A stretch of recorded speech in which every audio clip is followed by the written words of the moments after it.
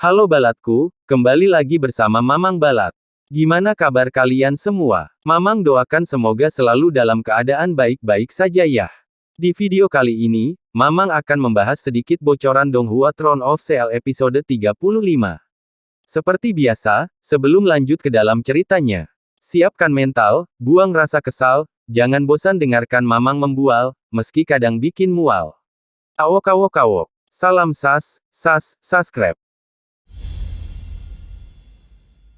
Di episode sebelumnya, setelah pertarungan antara Lin Xin dengan Sima Xian, di mana pertarungan itu dimenangkan oleh Sima Xian, dikarenakan Sima Xian mampu bertahan selama 10 menit dari Lin Xin. Meskipun Lin Xin sedikit kecewa dengan kekalahannya, namun sang wasit menyuruh mereka berdua untuk segera keluar dari arena pertarungan. Pertandingan pun dilanjutkan, mempertemukan antara Chai'er dengan Li Xin. Chai'er terkenal sebagai assassin nomor 1 di kuilnya, dan Li Xin yang terkenal dengan julukan Mawar Neraka yang gagah. Dikarenakan tidak banyak orang yang mengetahui kekuatan dari Chai'er, membuat banyak orang tidak sabar untuk menantikannya. Lin Xin yang mendengar kalau Li Xin akan menghadapi assassin nomor 1 itu, sontak membuat Lin Xin gembira. Wajah Lin Xin yang tadinya kesal menjadi tersenyum. Lin Xin menganggap kalau pertemuan melawan Chai'er adalah ganjaran untuk Li Xin, karena sudah menipunya di perebutan bola sebelumnya. Dan Lin Xin pun berkata ini akan menjadi tontonan bagus.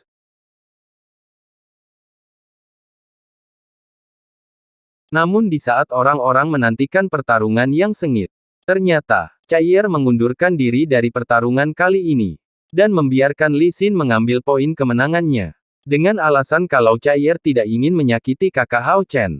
Mungkin karena Hao Chen adalah pujaan hatinya. Pertandingan pun beralih ke grup 3. Setelah pertarungan antara Hao Chen dan Xing Xuan selesai, pertandingan selanjutnya mempertemukan antara Wang Yuan dengan Cheng Ying'er. Wang Yuan yang berasal dari kuil prajurit, sedangkan Cheng Ying'er berasal dari kuil sumioner. Awalnya, Hao Chen merencanakan kalau pertandingannya sudah selesai, Hao Chen akan pergi menemui Kai-er di tempat biasa mereka bertemu. Namun ketika wasit mengumumkan 2 orang yang akan bertanding ini, Hao Chen pun tertarik untuk melihat pertarungan kedua gadis ini.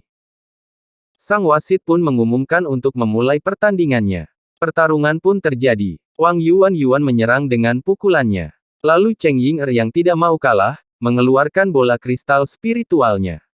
Energi spiritual dari bola kristal Cheng Ying'er pun menyebar, membuat pertahanan halus. Cheng Ying'er melakukan serangan balik kepada Wang Yuan. Lalu Cheng Ying'er membuka keterampilan gerbang pemanggilan makhluk.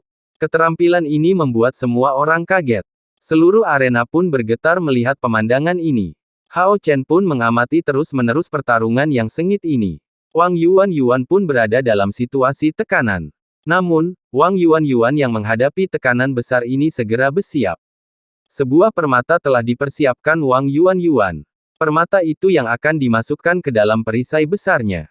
Kemungkinan ini adalah keterampilan rahasia dari Wang Yuan. Namun, ketika Wang Yuan ingin bertindak, hewan panggilan dari Cheng Ying'er sudah berhasil keluar. Saat Wang Yuan melihat hewan panggilan itu keluar, Wang Yuan pun membatalkan niatnya untuk menggunakan permata yang berada di tangan kirinya. Wang Yuan pun berhenti sejenak, karena melihat hewan yang keluar dari gerbang pemanggilan Cheng Ying'er. Ternyata hewan yang seharusnya kuat dan mendominasi itu adalah seekor domba kecil. Sangat tidak cocok dengan ekspektasi semua orang. Gerbang spiritual pemanggilan makhluk adalah keterampilan yang biasa digunakan oleh para spiritual tingkat 8. Biasanya, makhluk yang sangat kuatlah yang akan keluar. Itulah sebabnya keterampilan ini membuat arena pertarungan bergetar. Cheng Ying'er pernah memanggil hewan tingkat 8. Namun keterampilannya kali ini tidak seperti itu. Cheng Ying'er bisa menggunakan keterampilan pemanggilan makhluk di tingkat 8. Namun pengendaliannya masih tidak jelas. Hewan yang dipanggil, masihlah acak. Mungkin itu salah satu penyebab kenapa keterampilan Cheng Ying'er tidak bisa sesuai ekspektasi. Dan sayangnya, pada pertandingan kali ini Cheng Ying'er menghadapi nasib sialnya. Dengan terpaksa, harus mengakui kekalahannya atas Wang Yuan. 就是他，召唤万物为己。小妹妹，还真不错呀。原原来那个召唤出8级地狱三头拳的小姑娘，应该是只有8阶灵域才能够使用的技。 Setelah pertandingan ini selesai, Hao Chen pun bergegas pergi. Karena ada janji harus bertemu dengan Chai Er. Hao Chen pun pergi ke tempat biasa, tempat di mana Hao Chen sering bertemu dengan Chai Er. Hao Chen yang sudah rindu akan kekasihnya, lebih dulu sampai di sana. Namun ketika mereka sudah dekat dan ingin bertemu, sebuah simbol muncul di dahi Hao Chen. Bersamaan dengan itu, sebuah portal dimensi pun muncul dan menarik Hao Chen masuk. Chai Er yang kebingungan berusaha mencoba menolong Hao Chen dengan menariknya kembali. Namun Chai Er gagal dan terpaksa melepaskan tangan Hao Chen. Dengan penuh kecemasan, Chai Er pun mencari informasi tentang portal yang telah membawa Hao Chen. Setelah pergi bertanya, Chai Er akhirnya tahu bahwa Hao Chen telah dipindahkan ke alam lain. Dan kejadian ini mungkin saja berkaitan dengan hewan tunggangan Hao Chen. Tidak ada cara untuk menyelamatkan dan membawa Hao Chen kembali. Hanya bisa mengandalkan dirinya sendiri jika ingin kembali.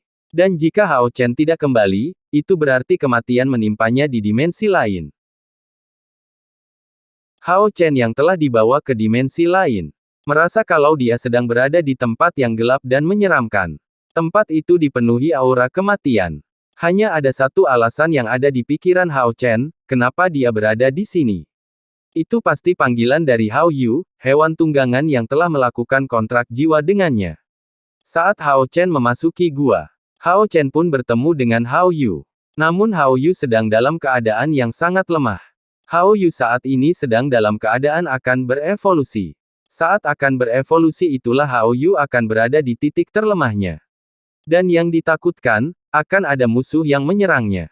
Jadi itulah sebabnya Hao Yu memanggil Hao Chen. Hao Yu ingin meminta perlindungan dari Hao Chen dari serangan musuhnya. Dan kejadian itu pun mengakhiri cerita Against the Sky Supreme episode 156. Bagaimana kelanjutan ceritanya? Ikuti terus channel ini. Oke balatku, sampai di sini dulu dongeng dari Mamang Balat. Jangan lupa like, komen and subscribe. Sekian, Mamang pamit, wassalam. Terima kasih sudah menonton Balatku, like, comment, and subscribe.